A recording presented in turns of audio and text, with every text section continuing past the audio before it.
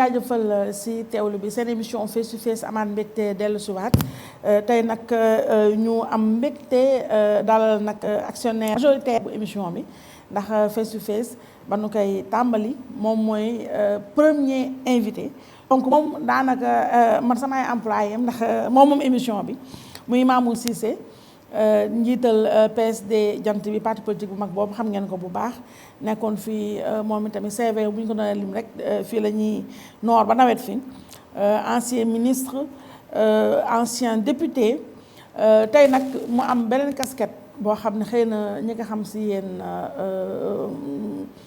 néewul muy casquette opérateur économique bi la ñu gën a soxla tey li ko waral mooy fi réew mu toll ak corona bii ñu njett lool sonal nu bëgg a waxtaanee ak moom nag njeexital yu jëye ji mën a am ci entreprise yeeg ñi tey liggéey donc lépp rek aajuwaat ci askan wi ci fin bi nag dañu mbas tuuti laal tuuti ci politique mënta ñàkk waaye lépp nag ci corona bi la ñuy fas yéene waxtaanee gis nga boobu léegi programme mu télé bi noonu la tënkoo mooy bu weesoo aspect sensibilisation bi tamit ñu ne nag ay débat yoo xam ne dañuy waxtaanee xool naka lañu mën a jubbante wala en tout cas joyanti yenn mbir yi lépp nag mun ñu permettre ñu mën a traverser sans trop de dommages autant que faire se peut fléau bu mag bi nga xam ne moo dal àddina bi yëpp. Grand Mamour ginnaaw ba mu nuyoo jaajëfal la encore une fois ci jiga jiwoo benn yoon nag émission bi. macha allah numéro 1 bi ba tey yow la te chaque année nag dañ góorgóorlu bu doon benn wala ñaari yoon sax nga jaar fi baaxantal. tey nag ni ma ko waxee rek ñu fas yéene waxtaan ak opérateur économique bi ginnaaw ba ñu nuyoo jaajëfal ci ni nga tontuwee positivement suñu invitation ñu bàyyi la nga nuyoo askan wi ba lay seetaan. mais content d'abord et surtout nga may ma gërëm vraiment féliciter les dirigeants de votre télévision. Travail bu remarquable la ñu def. muy donc au premier chef Birane et le président du conseil d'administration pour vraiment disponibilité bi ak ni ngeen adapté wu par rapport à ce fléau là qui concerne et qui touche aujourd'hui vraiment la planète Terre. lépp loo xam ne tey yaa ngi dund ci di nit rek corona bi interpellé na la mais ni ngeen ci taxawoo tey jouer seen rôle ba mu jeex takk donte télévision privée ngeen mais tey taxawaay bi ngeen taxawee mission de service public la kon mënu moon bañ a saluer lu mel noonu li ci des mooy kontaan ñaanal la yàlla na yàlla may gudd fan ak wér barkeel sa émission barkeel la aussi parce que comme vous le tu le dis nit ku baax nga ko am disponibilité nga émission bi yàlla nga ko teg tey képp koo xam ne invité nga ko pour moom fierté la pour mu ñëw fii kon loolu gërëm la ci sant la ci ñu xool aussi ne que vraiment li nga wax léegi touché ko du doigt corona bi yàlla ñu yàlla dimbali amiin yaa rabbi ci ay ñaan ci aussi moytu fagaru surtout parce que yàlla bay sa tool li yonent bi sallallahu alayhi wa sallam waxoon waa jooju ñëw taxaw bàyyi samoom bëgg a dem yonent bi ne ko may waaw koo bàyyil sa gëléem bi mu ne ko yàlla laa ko bàyyil mu ne ko takk ko ba pare door ko bàyyil yàlla kon loolu lu am solo la nañu fagaru prévention yi ñu wax nañu ko def Covid-19 yi nañ ci taxaw pour mu bañ a yegsi autant que faire se peut nañ ni ci toog seen biir kër nañ ni ci discipliné wallaay parce que quand même jaaduwul sciemment li nga xam ne d'accord uñ ko ci sida bi nga dem infecté nit sciemment waruñu d'accord tey lu mel nii nit ci di la infecté sciemment wala di jël ay risques inconsidérés moi j'ai pas compris démb l'attitude des jeunes là dans la rue pourquoi défier comme ça réseaux sociaux yi aussi des fois vecteur la boo xam ne suñu ko utiliser wul avec célérité day andi problème tey la police mu neex mu naqadi mi ngi ci mission bu noble et une mission régalienne nañu ko dimbali ngir yàlla yore soru lay aar ko jàppale ko suñ ko jàppale suñu bopp nañu jàppale kon yu mel noonu il faut ñu taxaw ci ay surtout il faut ñu taxaw ci discipline baaxul Sénégal kañ lañu mën a am yenn comportement yi mais xoolal tey lu tax des pays bu mel ni comme Chine mu génn ci et relativement Corée mais parce que y a de la discipline mais Japon parce que discipline le sens de la responsabilité dafa am solo ñun nag loolu la ñu paan parce que tamit comme ni nga waxee sànq vraiment doy na waar nga gis Sénégalais yi am ay xale yoo xam ne toog sciemment di défier autorité sciemment gën di fecce dafa ay yëf ak yu mel noonu fi réew mu toll donc man dama xamul yow naka nga mën a justifier indiscipline notoire buy lenn ci Sénégalais yi di wane fi réew mu toll loolu ñàkk éducation la inconscience la irresponsabilité la lu raw indiscipline wala daal noo ko mën a jàngatee. mais au départ dama doon foog ne parce que tout le temps dama koy wax ci fukki Sénégalais yoo jël ay surtout juróom-ñett yi jànguñu.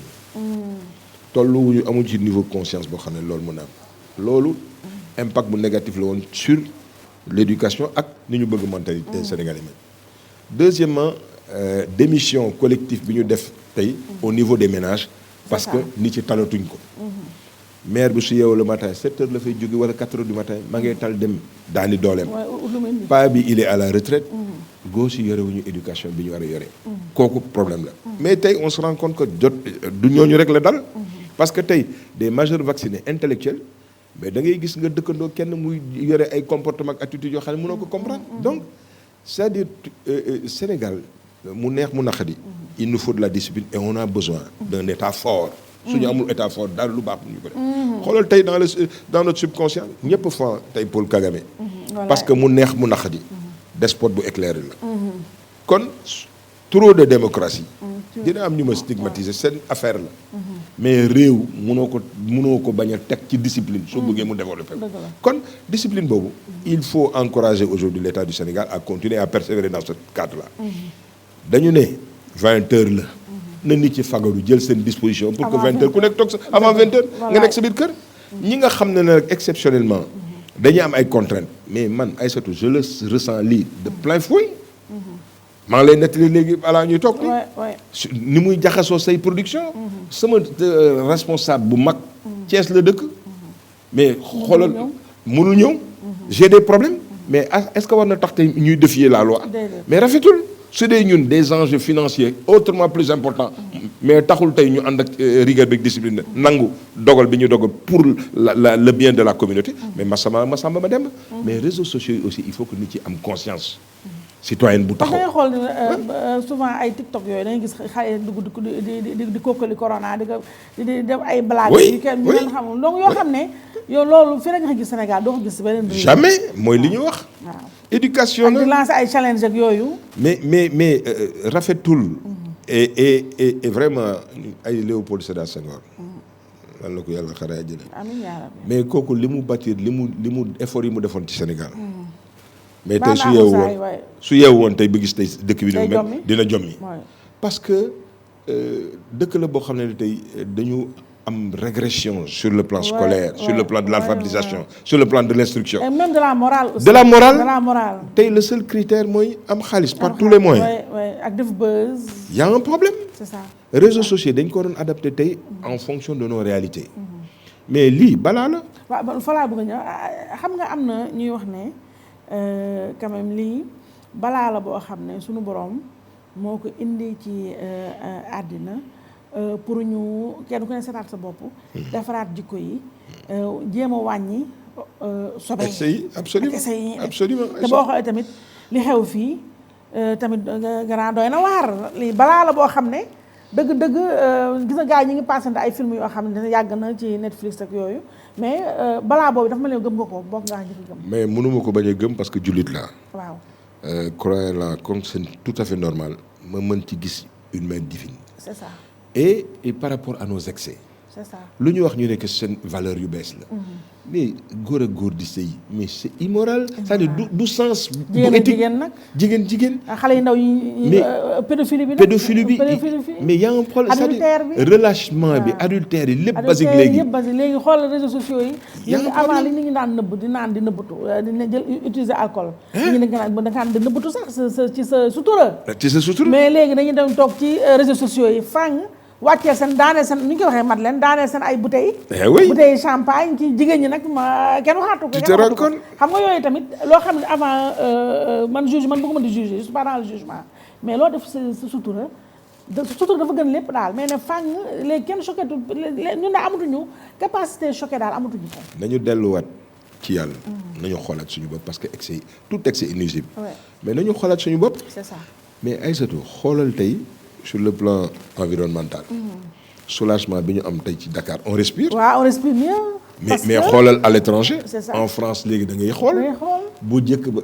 boo temps yële da ngay xool brume rek ngay gis dëkk bi. c'est vrai. tey ñu ngi am un froid ay ça. 19 degrés démb am nañu ba 18 degrés. wallaay. lu ko waral mooy parce que excès yi la. waaw. wàññi nañu oto yi nit ci xaw nañu tiit tuuti. waaw.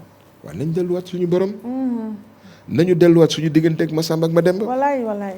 àq dafa am suma digganteeg yow. wallaay. àq dafa am ci diggante dëkkandoo. dëgg la. àq dafa am ci sa digganteeg sa doom. dëgg la. parce que responsabilité bi nga am yow père de famille. soo ko joué wul bu baax y a un problème. waaw. mais tey ak conjoncture bi. bon la conjoncture a bon dos. éducation mu neex mu naqari. war nañ ko fi bàyyi parce que am na ñu ko amuloon. waaw. mais soo xoolee tey ku mel ni comme Cheikh Anta Diop. il n'a pas vécu dans la richesse. bi mu nekkee xale. wallaay. waaye defoon nañ ci moom éducation ak ay valeurs yoo xam ne am upgrade boppam mooy. mais moo ko permettre tey fi mu toll. dëgg la. kon nu mu métti éthique morale ak dellu ci saratal mustaqim ak ci recommandation divine lu am solo la. waaw. excès yi nañ ko wàññi. parce que bokk na tey ci li nga xam ne bi tey moo ñu andil nii problème. deuxièmement nañu éduquer xale yi. nañu jàngi parce que jàng dafa am solo. mënuma comprendre tey ñu nekk ci benn réew boo xam ne mais xale bu jigéen amul chance. peu de chance la am tey pour dem à l'école. Voilà, très peu de chance. Alors que égalité bi ñu mën a am tey ci école. mënoo ko gis feneen. Ouais. Comment comprendre tey ñu am au Sénégal des zones de non-droit yoo xam ne alxuraan kenn mënu fa jàngale. y a un problème. Alors que loolu day permettre tey nit ci ñu am benn niveau de conscience. parce que ki jàng rek raw na am na tey un plus par rapport à beaucoup de choses. xoolal tey alphabétisation de base bi ñuy def tey au niveau des régions. ci poste de santé yi ak ci communauté rurale yi. ñi ci jàng. mais tey ñooy ça leur permettait de pouvoir s'organiser. organiser ñi ñu bokkal koñ organiser leen ñi ñu bokkal localité.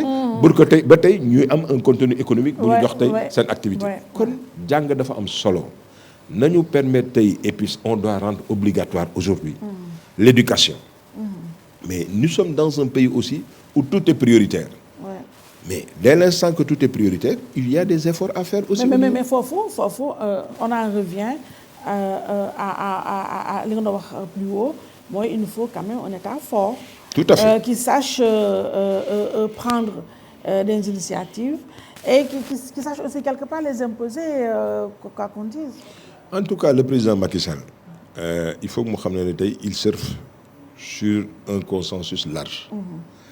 Quelque part. En termes de marketing, les gens allaient dire qu'ils surfent actuellement, machallah, sur des nuages. Parce que mesures yu volontaristes yi mu jël. mi ngi ci taxaw mi ngi ci jàpp. il est au courant il corrige.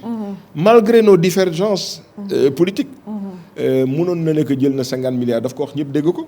tey mu dem à 69 milliards. mais su defarul du yàq. on ne peut ne pas encourager initiative yu mel noonu. mais on va dire au président aussi. mais un État géré ko dafa am tey ay responsabilités. c'est-à-dire trop d'indulgence baaxul. C'est ça. et puis kenn xamalu ko loolu.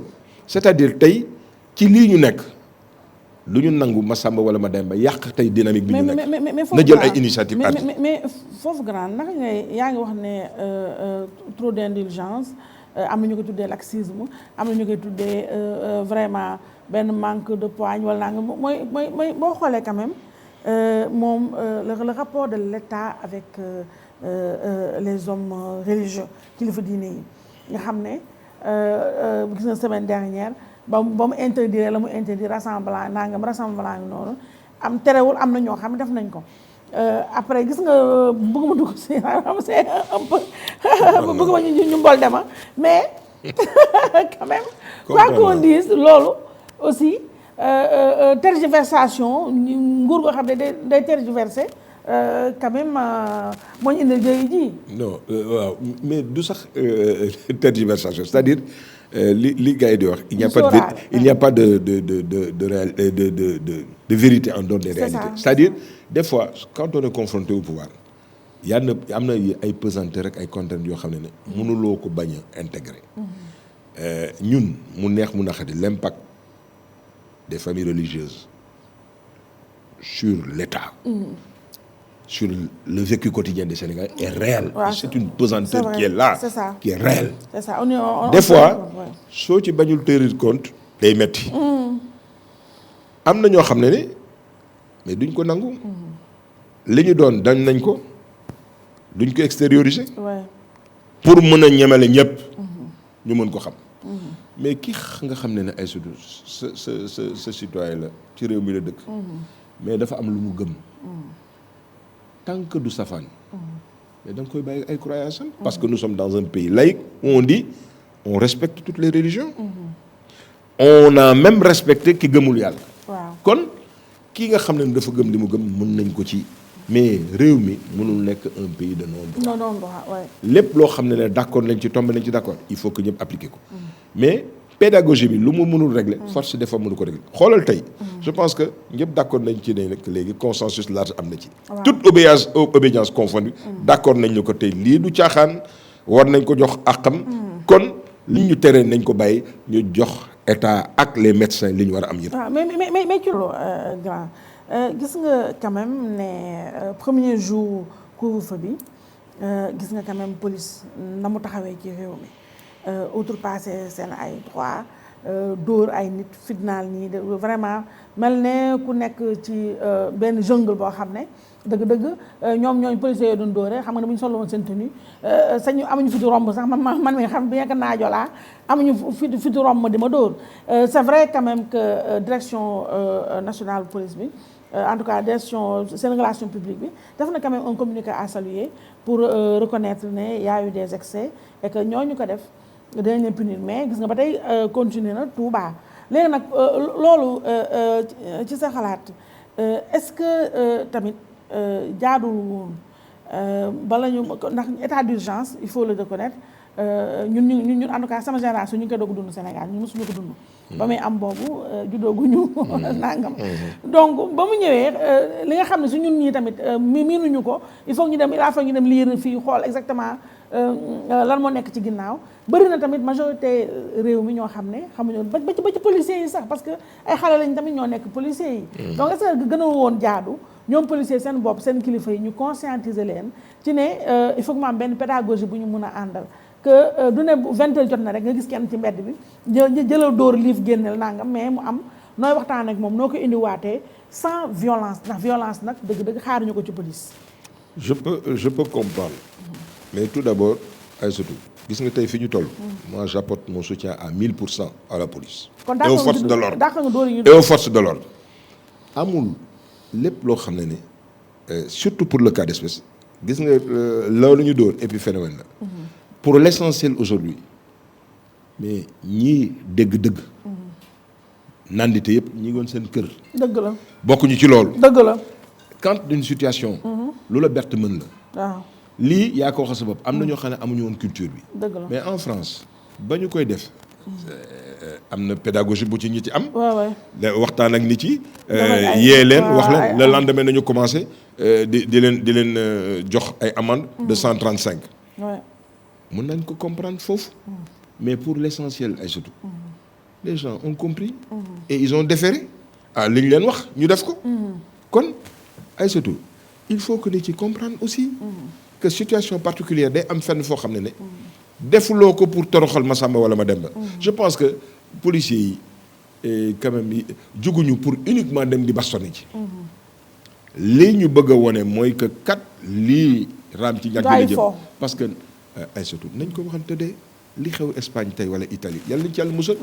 tollu fenn foo xam ne tey un médecin day choisir tey kan nañu sauver ak kan nañu sauver wu mais su dee dëkk yooyu nga xam ne ñëpp a d'accord seen niveau sanitaire fi ñu taxawoon ñun amuñu plateau bu mel noonu tey lii su amee hécatombe lay doon ci seen yàlla bu mu yegg si waaw mais dóor ma Samba ma Demba pour mu doon une pédagogie nit ki mën a jàng est-ce que tax na wala démb xale yi li ñu def démb di def ci aujourd'hui la police est-ce que loolu jaadu na man de du ma déroger ci lenn état d'exception la loi martiale la lii ñuy xeex ay satu du caaxaan na nit ci fagaru ci kaw leen la nguur yi bu wax nañu ko def mais toogal sa kër kantoon na ni nga mieux encore léegi man bokkoon naa ci ñi bëggoon confinement total ndax lan te opérateur économique la parce que pour man voie de salut la woon par rapport à expérience yi ñu gis foofu ci yeneen dëkk yi mais ñun pourquoi ñu wax confinement total parce que mënuñu tester tout le monde amuñu moyens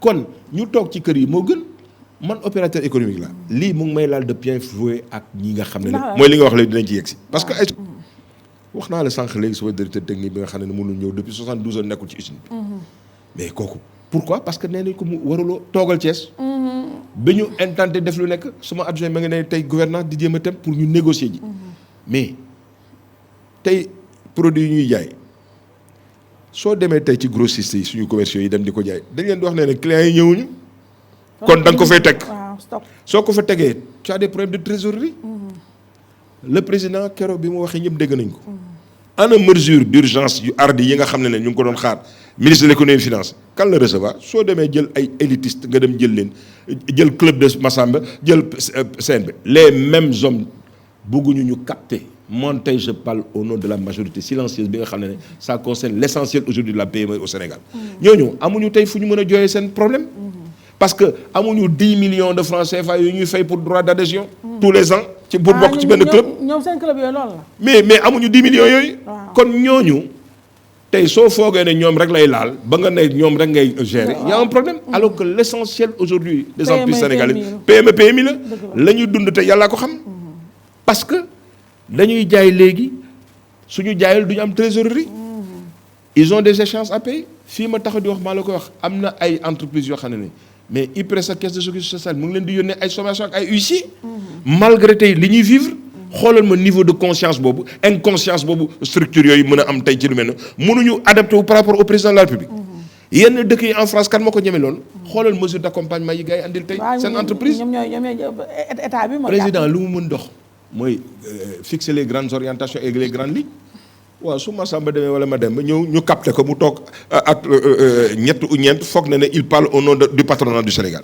alors que fi mu nekk li Sénégalais surtout PME yi di vivre yàlla xam ni mu toll ils ont des problèmes de trésorerie réelle ils ont des problèmes aujourd'hui avec l'IPRES et la caisse de sécurité sociale mais alors que président mi ngi jël ay mesures yu extraordinaires 200 milliards de francs CFA sur 2019 ñu effacer ko la PME mais warul doon loo xam ne gars yi dañ koy capter dans le monde aujourd'hui de l'hôtellerie mais am na ñoo xam ne tey bi muy neex ana mesures yu ardi yi ñuy jël pour mën a xalaat des lendemains difficiles mais tey ñëpp a ngi leen di dégg ñuy yuuxu alors que bi ñuy gagné xaalis kenn déggu ko alors que li ñu yore tey ça appartient à nous tous parce que suñu impôt nañ ko def y a pas d'appel d'offres y a pas rien du tout mais tey ñu ngi yuuxu et puis capte lu nekk c'est les mêmes qui s'échangent le patronat qui s'échangent les présidences de conseil d'administration dans les structures sociales et qui sont dans les institutions et qui captent tout au nom de quoi alors que l'essentiel aujourd'hui de la PME vit aujourd'hui une situation extrêmement difficile mais man grand foofu damaa bëgg ñu faram fàcce parce que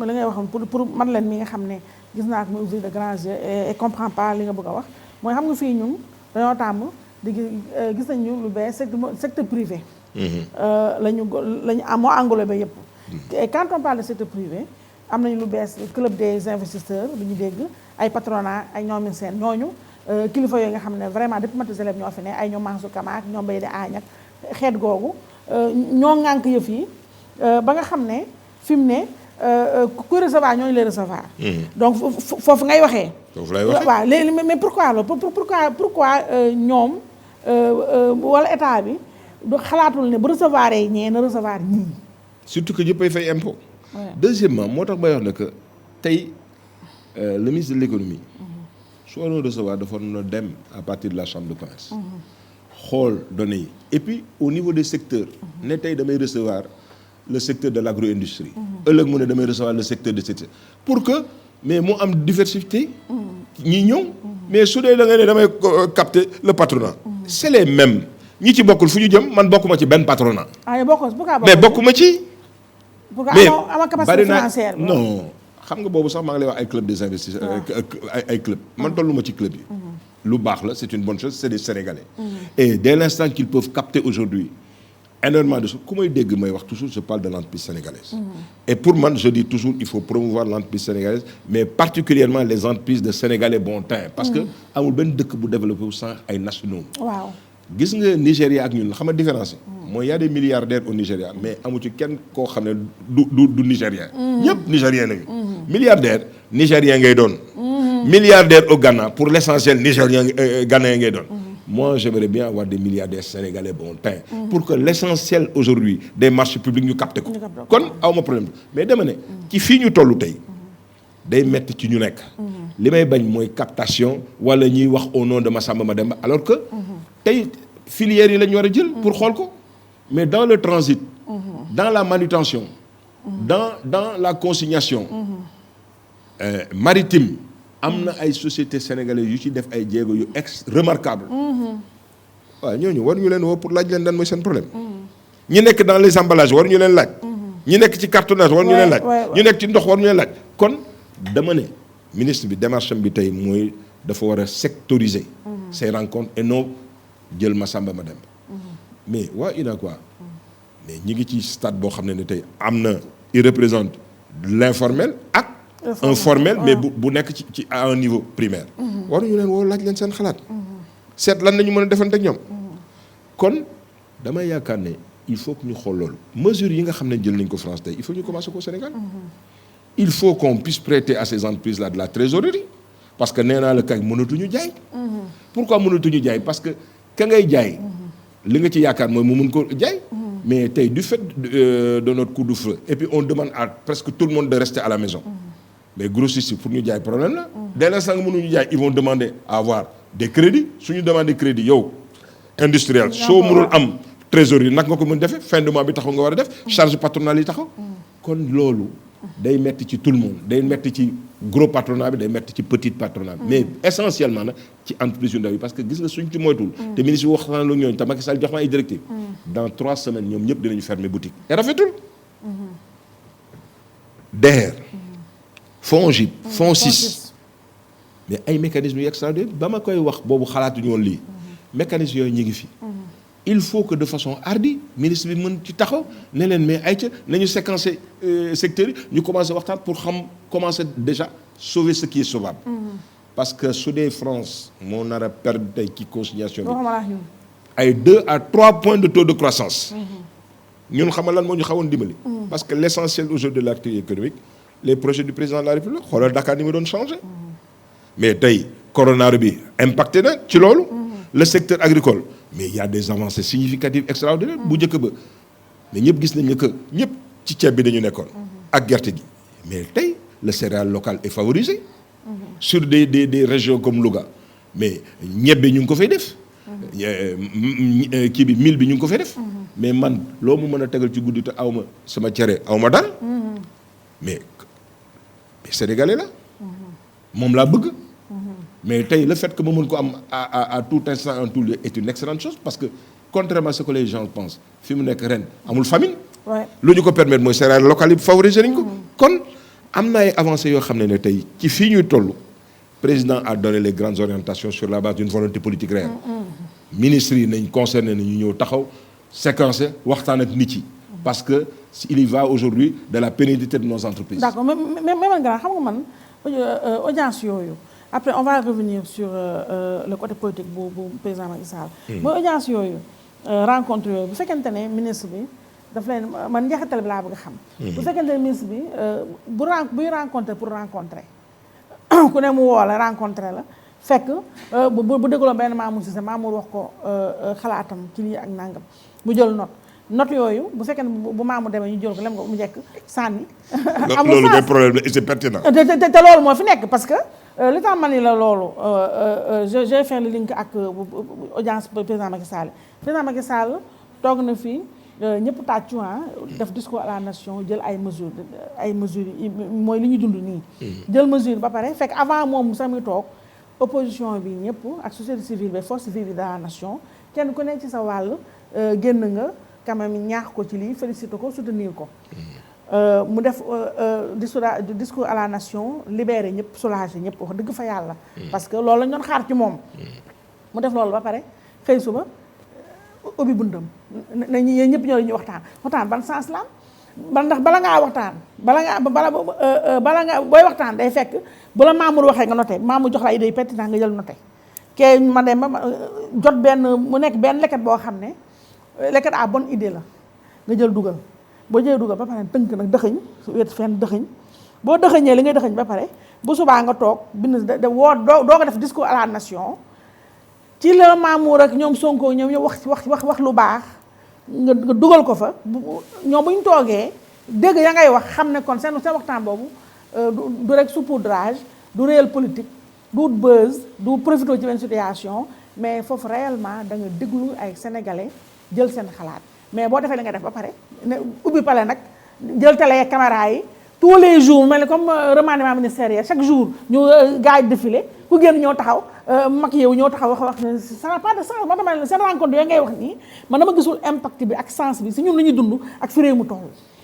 dégg naa la Aïssatou mais comprendre leen il n'est jamais tard pour bien faire maa ngi lire tey dans la presse. ñuy wax ne yokk na ménage ci enveloppe bi 69 milliards ñuy wax ne grâce à Sonko. waaw Macky Sall est passé de 50 à 69.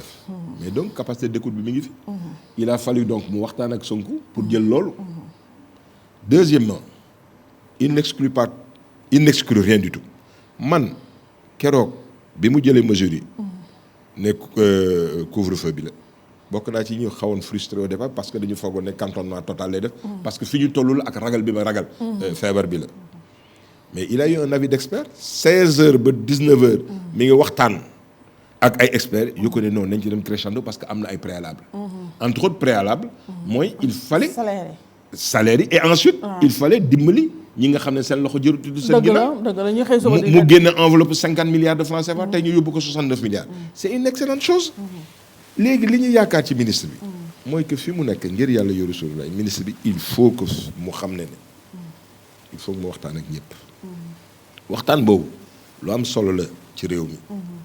il faut que ñu am capacité d'écoute.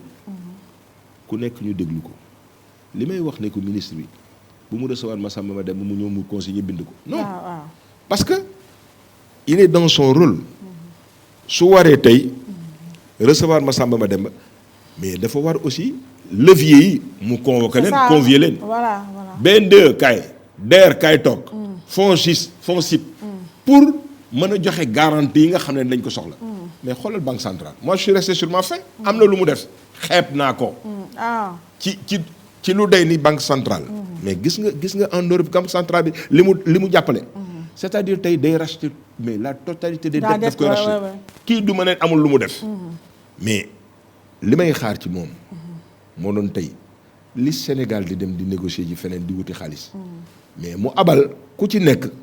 en fonction de tes recettes budgétaires. mu abal la au moins 30%. parce que am na ko mën na ko. nga mën a doxuñu. c'est un minimum. mais président Macky Sall ñëpp dégg nañ ko tuut bi mu def tey. nee na tey les G20. wax na ko multilatéraux yi ne leen mais dañu war a éponger dette yi. su dee état mooy demande ñu éponger ay dettam masamala entreprise yi nga xam ne demandé wu ñu éponger seen dette. mais dañu ne nañ leen différer. permettre leen ñu mën a am trésorerie di tey. tey la petite PME qui est confrontée à ces réalités su soxlaa tey trésorerie parce que suñ ko jàppalewul dans 3 semaines mu fayit lan la ci ministre de l'économie def lan la ci ministre des finances def par rapport au directeur de Macky Sall ñun foofu lañu bëgg la ñu waxee. lan lañ ci def mais nañu téye chien méchant yooyu IPRES ak caisse de sécurité sociale leneen à situation exceptionnelle mesure exceptionnelle. mais y a qu'au Sénégal Aïssatou da ngay gis aujourd'hui des structures sociales mais am autant d'argent.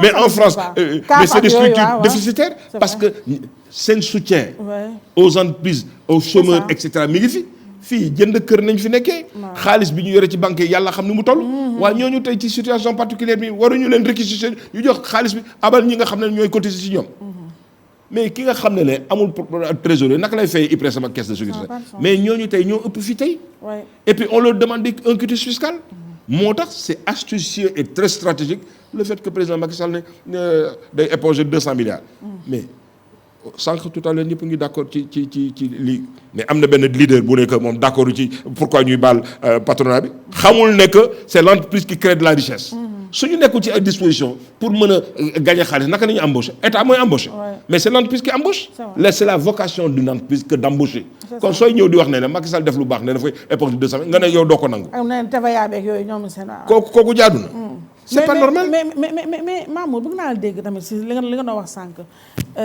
enveloppe bu ñu tuddee enveloppe de la ménagère genre bu ñu yokkal 69 milliards yi ñu bëri mel na man dañu fu ñu doon xaar président Macky Sall dégguñ ko fa ba léegi mooy répartition bi ci ñan lay dem ak ca ñam war a dem naka lañ leen di xoolee mbaa duñu gis benn Aïssatou Diop Fall ñu cuqi ñu ne kii am na yor na dara xaar ñu tëb ko fekk ma ngay bëgg a dee wala ñoom seen biir ñu séddoo ko jox seen ay militants ndax fii tam Sénégal lañu ne ayant droit yi ñan la ak ndax répartition bi jotul ñu leeral ñan ñooy naka lañ ko doxalee. mais gis nga Aïssatou un président de la République volonté politique la am bu muy exprimer. mais ñi ma àndal ses collaborateurs. bon dès l'instant que annoncé na ko boo wax dotation kii bi. enveloppe bi. aux différents ministres concernés. oui de faire les propositions qu'il faut. remonter ko mu xool. valider ko. waaw kon gars yi ngi ci affaire boobu actuellement. te incha allahu rabi. fàttalikul kii bourse familiale bi. au départ beaucoup de d'hommes politiques. ay dubitatif daanu nañ ci waaw daanu woon nañ ci. ñun dem nañu benn dëkk. ci Richard Toll. ci élection législative yi ñu ne ko woy c'est une mauvaise chose. ala balaa ngay jàng jox nit yi kii jën nga jàngal ko napp. ça nous a coûté parce que dafa am ay nit yoo xam ne dañu bénéficier de bourse familiale ñu ne ñun bul leen xeebal li ñu am. parce que ce niveau de pauvreté. li ñuy jot am na lu muy faj ci ñoom. mais il a fallu que gars yi wax ko ñu taf ça nous a coûté. sur ce département-là, des voix en moins durant les élections législatives. Nous, on était 4e sur une coalition, qui élections législatives. Mais ça nous a coûté parce que simplement, on avait fustigé l'attitude des bourses familiales. Je pense que c'est fini tout. Le Macky Sall rentrer dans l'histoire. Il n'est pas question qu'on permette à Jean ou Paul me capter l'olo. Surtout que, mais des gens qui ne sont pas à ce niveau-là sont en train de décliner. ñëpp dégg nañu barki démb le maire de la mairie wax na que il va mettre en 100 millions de francs CFA. su dee ñoom ñoo war a taxaw de façon ar def lu mel noonu massamala un état l'état du Sénégal verra je pense avec le président de la République à ce que quand même les moyens là soient mis à bon escient et puis ñu jox ko ay endroit yi ñu mën ko am. waaw grand Mamour Ibrahima Cissé wax ma temps bi fu mu toll ndax fi mu ne xam nga misaan moo fi ne dafa xaw a doy waar. donc dama xam fii nii confinement la ñu doon confiné suñu bopp bëggatuma d'abord damaa pare rek daw confiné damaa yor njaboot di grand lu mel ne quand même waxtaan bi nga xam ne président Macky Sall sànq junj naa la ko tàmbali na ko ak opposition beeg ñoom seen ak yooyu gis nañu ay images surréalistes yoo xam ne en tout cas gis nañ ko mu recevoir ñu toog ak ñoo xam ne kenn mësul yaakaar ci àddina dina toog ak ñoom xam nga yéen politiciens da ngeen doy waar moo tax man benn politicien jaruma xuloo ndax da ngeen màttante léegi tamante dëmm bu guddee ngeen waxtaan tappante ne booy nangam xam nga donc fii li ma la fa bëgg a laaj mooy ñu bëri gis nañu ne président Macky nandite yi gis nañ tamit ne jàpp nañ ne président Macky Sall mi ngi surfer tranquillement calmement ci yëf yi li jënd ay problème politique am dégg nga loo xam ne parce que dialogue amatul sax Famara Ibrahima Sagna moom bu yeewoo nem tëdd nelaw ndaxte dialogue amatul sans dialogue moom président Macky Sall ma initié woo rey na ko ndax dajale na ñoom Sonko ñoom kii Abdou Mbaye ma nga ca yoon ba ñoom ñeneen ña nga ca donc est-ce que laaj bi mooy président Macky Sall entre nous yow sax xam naa temps yi dafa man foog nga far sax yow mais récupération politique bu doy waar bi mu def nii nanditema noo ko jàngatee c'est de la haute voltige politique waaye na boppam daal kàngam la ci politique. Il est un des meilleurs de sa génération. Il est très politique. Fondamentalement ñu bari xeeboon nañ ko. waaw. mais il se rend compte que c'est un bon politique. Ouais.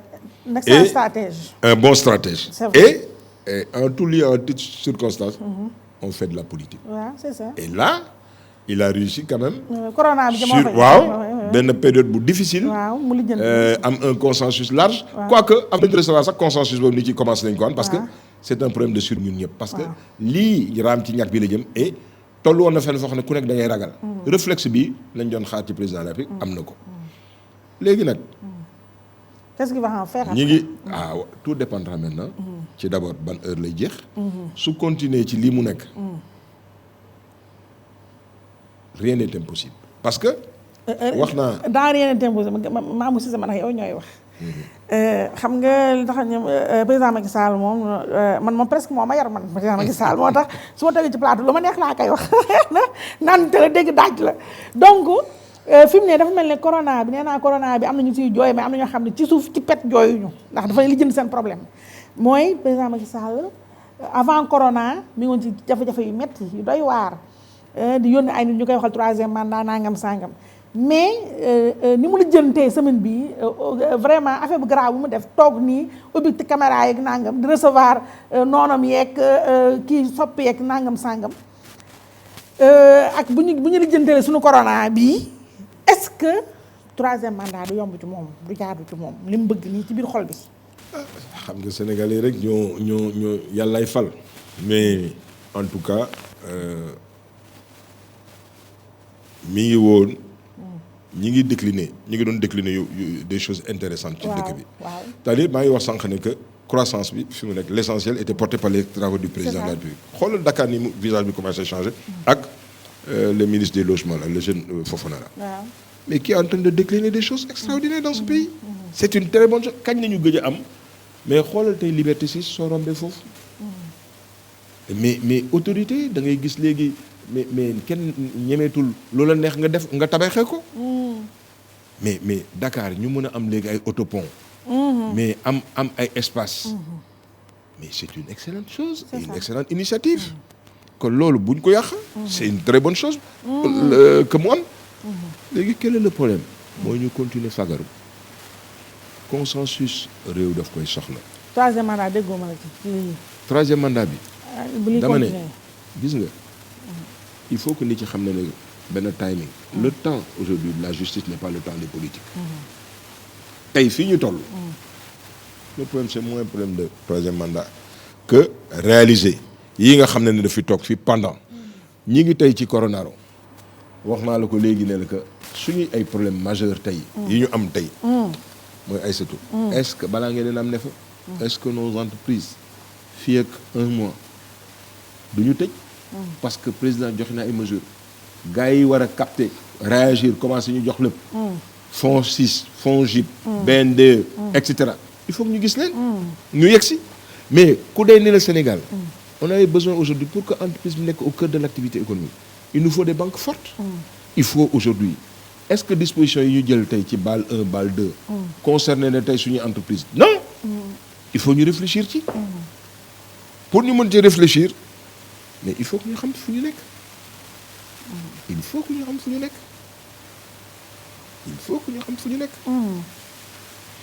il faut aujourd'hui que les banques puissent prêter aux entreprises il faut que le fonds JIP qui est une société aujourd'hui de garantie de caution mën a cautionner les entreprises là parce que tey les gars ont des problèmes de report d'échéance les gars ont des problèmes de trésorerie yan disposition ak matukaay la ci ministre bi jël loolu Aïssatou maa ngi koy bamtu parce que lu important la et ensuite il faut éviter que ce soit l'affaire de Massamba wala madame de copain nañ ko séquencer secteur par secteur ñu xool ko ñi nekk dans la pêche ñi nekk dans la restauration mais ñi nekk aujourd'hui ñiy jaay ay billets l'agence de voyage yi yëguñu ko doublement xoolal ñi préparé woon pour dem Makka encaissé woon xaalisu Massamba Mademba suñu leen dimbaliwul fu ñu jëm on va dire que dañuy détourner xaalis alors que dañ ko utiliser pour delluwaat Makka avancer les trésoriers ñooñu suñu leen ko warul delloo ñëpp xam nañ ne naar ni ñu mel def fa duñ leen ko delloo comment ils vont faire mais ñi doon jaay billet tey secteur boobu ñu nekk fi kenn voyagé tul fu ñu jëm waaw suñu bëggee bàyyi Massamba mu capté ko musiba la alors que ñooñu ñooy l'essentiel aujourd'hui de la PME qui a besoin aujourd'hui de trésorerie il faut que l'État instruise rapidement les banques pour que ñu joxe mu garantir ko moo tax may wax ne ko banque centrale na lebal état bi ci xaalis état li muy demande 30% wu budget bi ko banque centrale amee mais daf koy permettre mu def ko benn fonds de garantie pour mën a dimbali ñooñu parce que suñu leen dimbaliwul ñëppay tëj agence de voyage yëpp nar a tëj mais ñi dootuñu dem màkk fu ñu jëm ñooñu ku leen di jàppale mais Ndiaga Ndiaye ki ubbi woon benn structure dem jëlee ay caution jënd ñaari taxi ñetti taxi wala am ay tataam fu mu jëm ay setu ñooñu suñu leen jàppalul yaa am problème ñooñu il faut ñu jàppale leen président wax na li muy wax joxe na instruction ministre de l'économie ministre des finances nañu taxaw ñu xam lan la ñu mën commencer décliner dérouler mais xalaatoo ne wàcc boo gis daanoo ci gën a gaaw léegi ministre bi ministre bi li muy recevoir mais Macky Sall na recevoir benn yoon gënul gaaw. bon oui. mais pourquoi recevoir la yow. man mun na ma non xam nga maa ngi bokk ci majorité bi. maa ngi bokk ci majorité bi. mais objectivement fii ñu toll sax c'est pas exclu parce que gis naa ko. war nañu gisante ma ak moom rapidement. fi mu nekk parce que am na loo xam ne du lu ñuy wax. c'est-à-dire. am na yoo xam ne lu may wax ak moom la nii mu dégg ko. lu mel na.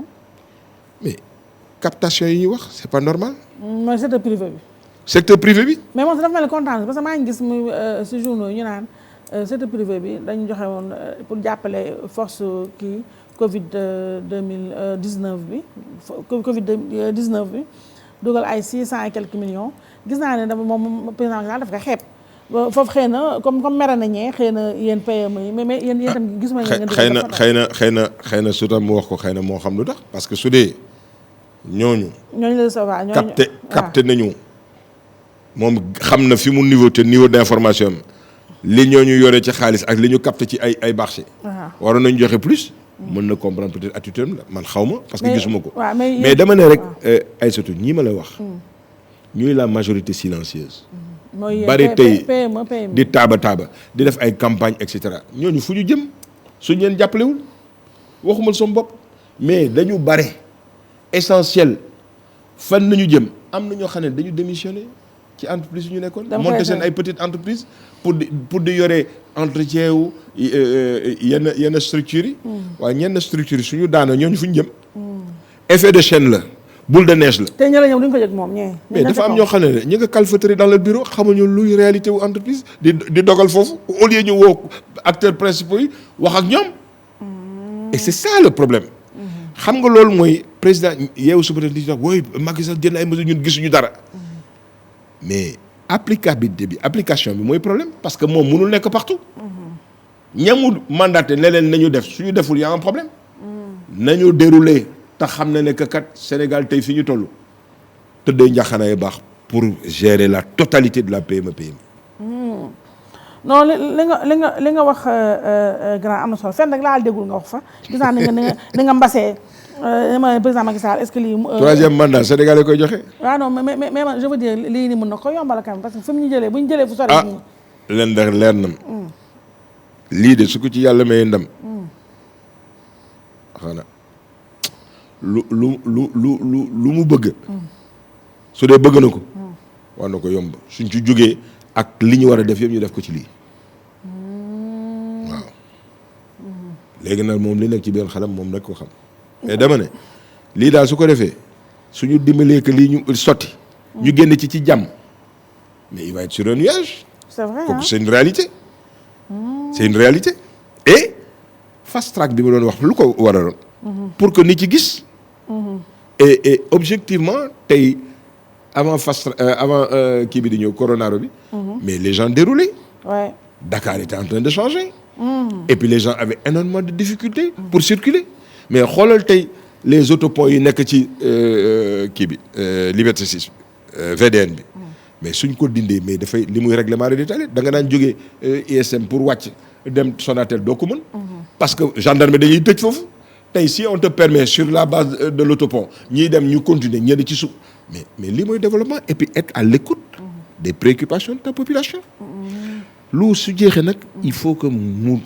régler deux choses wala mu bàyyi nit ci ñu régler ko mooy discipline bi on manque de discipline c'est ça. Deuxièmement il faut sévir sanctionner ñi nekk ci tali bi yore oto soo jalgatee dañu war a nangu sa permis moom waxoon na fa ay permis à point mais oui dañu war a nangu permis bi il faut que foofu tam ñu toll fii dëgg la waaw jalgati waratuñ ko nangu aussi ñu def lu nekk pays la boo xam ne sous-développé où tout est prioritaire mais j'attends aussi des autorités wala des députés mais nañu ko de deniers publics et tout yow dëkk boo xam ne lépp prioritaire la le minimum bi ñu yore pourquoi ñu nangu ay nit di ko sàcc di ko jalgati ba pare di ci génn mais xam ñan ñoo si génn mooy ñu jege nañu ko pénaliser nañu ko pénaliser contrôle yi amuñu sens nañu ko pénaliser mooy teg com-com ci yenn yoo xam ne la ay xam nga boobu xam nga Sénégal loolu xam nga boobu bi muy wax loolu ñëpp xam nañ li tax mu waxoon ko man je suis pas là pour du ma géew mais non damay wax bi mu koy wax c'était dans un contexte bien précis c'était affaire u Karim la xam nga ko. bi muy wax ne que am na dossier yoo xam ne bon je ne pense pas barke démb na mu recevoir les conclusions de la Cour des comptes. Renforcer nit yi wax ne que OFNAC avait des problèmes parce que y avait 3 ou 4 gars yu ñu waroon nommer. mu nommé leen. Je pense qu'il a à cœur le souci quand même d'une transparence lu tax ma mës am man faible ak préférence ci Cour des comptes parce que c'est plus démocratique ay magistrats la avéré et ensuite ay surtout ñoom tous les ans dañuy toog en assemblée générale ne andi dossier bi teg ñu ne waa yéegi yan dossier nañu war a dem auditer ci en 2020 gars yi démocratiquement ñu accepté yëkkati seen loxo ne 20 nañu bëgg ñu d'accord ci pour dem ko mais lan moo ko gën a démocratique IGE sax les gens peuvent dire que oui président bras armé au président la mais Cour des comptes c'est une excellente chose pour mu ñuy saytu kon Cour des comptes lii président jël muy disposition xaalis bi war a dem tey ci askan bi mooy 69 milliards yi na ko saytu xool na ko tracé ba mu mët sëkk mais li nga xam ne dañ ko war a dimbali tey entreprise yi na ko saytu nañu xam fu mu jëm ayant droit yi nañ leen ko jox ba mu mët sëkk ci loolu la ñuy xaar et tant que Macky Sall est dans ce rôle là mi ngi respecter l'état de droit indépendance de la magistrature mais c'est ce qu'on attend de lui. C'est toute une question est-ce que mi ngi respecté ou pas état de droit indépendance de la magistrature fi mu ne nii loolu moom beneen débat ba xam ne comme tey fii ne si kaw daal lañ ne ba yoon di nga ñëwaat. il faut nga sax ne xeet yooyu moom nañ ko def dañuy def ay point de suspension Mamour Cissé njiital PSD jont bi ancien ministre ancien député opérateur économique actionnaire majoritaire bu face to face. sa émission jeex na. ñu bàyyi la nga tàggatoo ak Sénégalais yi. mais Aïssatou d'abord man mënu moon xam ne lekk affaire bi jeex y avait tellement de choses à dire. oui c'est vrai dëgg la sunu waxtaan dañu lay demee. jeex na fi mu nekk.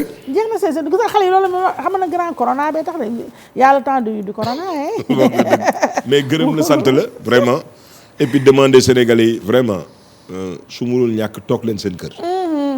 nañu toog suñu kër pour que lii dañ parce que dëkk bi mënul avancer mënuñu régler lu ñuy régler tant que amuñu wér-gu-yaram wér-gu-yaram bi nga xam ne nag corona bi daf ci nar a impacté yàlla nañu yàlla dimbali ñu pousse ko mu jóge fii pour que ñu mën a delluwaat ci suñuy activité normale mais nañ ko def pour 1 mois 2 mois mu dëñ fi moo gën ñu toog fii mais hécatombe di am ci réew mi. mooy lu Poutine wax rek nee na Russie choisir 15 jours chez eux ou xaw ma 5 ans. il a raison en prison. Ouais. Est-ce que foofu toll nañ ci ay est-ce que Corée du Sud bi Corée du Nord bi nga xam ne waa ji fa njëkk am corona dañ ko dóor bar mu wàcceel ko. est-ce que am na fii. déedéet mais li ñuy ñaan aussi mooy discipline état bi il faut mu jël ay responsabilités pour pouvoir sanctionner. c'est ça.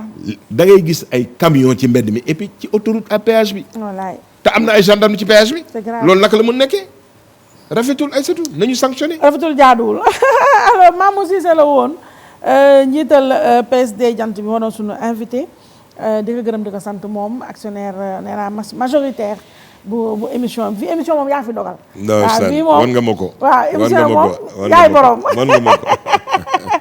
yaay borom ma nga nuyu baax di ko gërëm di jaajëfal bu baax tamit yéen ñi mbokk yi ñu toog seen kër yi di ñu seetaan di leen jaajëfal di nag jaajëfal bu baax ak ndokkeel axlu laayeen gis nga appel bi normalement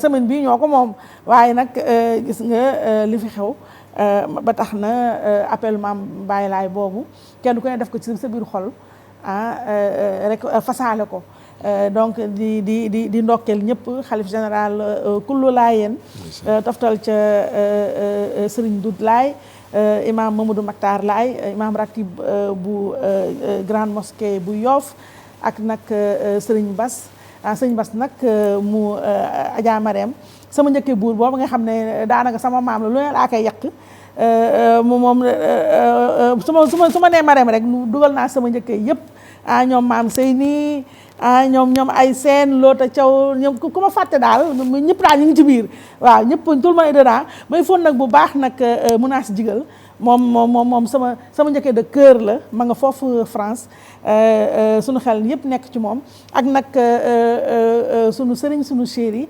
sëriñ Mor Laay mu sama xuloowaale ma Rose Diagne mais comme dañ nekk ci corona moo tax duma ko sànni xeer axlu laayeen yëpp daal maa ngi ndokkeel ñëpp di souhaiter ñëpp un excellent appel bi nag autrement lay doon donc di gërëm ñëpp di sant ñëpp make-up bi comme d'habitude rek nday màlle ma nga nee toog ne ndigg bi day metti waaye terewul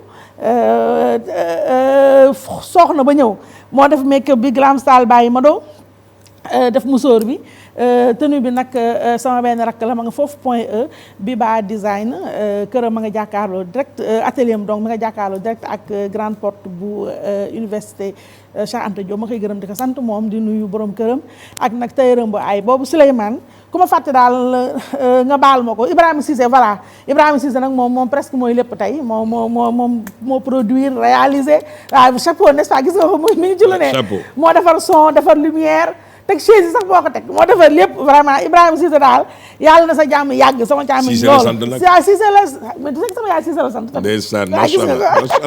Cissé gaari mi ngi noonu xale yi sa doon naa fi Moussa Ndoye xamu fu mu ne montage Moussa Sène la donc inchallah face to face